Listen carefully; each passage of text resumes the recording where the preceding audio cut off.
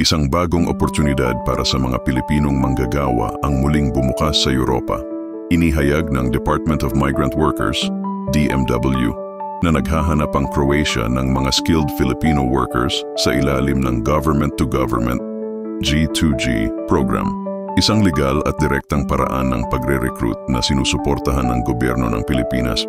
Ayon sa DMW, kabilang sa mga trabahong bukas sa mga aplikante ay sa sektor ng construction, hospitality at manufacturing, kung saan mataas ang pangangailangan ng mga kumpanya sa bihasang manggagawa. Ang mga tatanggapin ay makatatanggap ng kompetitibong sahod, maayos na tirahan at benepisyong alinsunod sa batas ng Croatia.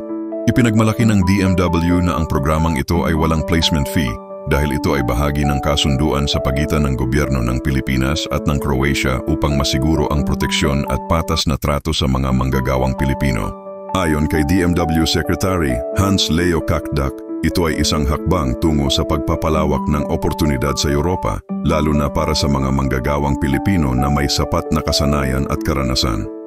Dagdag pa niya, titiyakin ng ahensya na ang mga ipapadalang OFW ay dumaan sa tamang proseso at may kumpletong oryentasyon bago umalis ng bansa.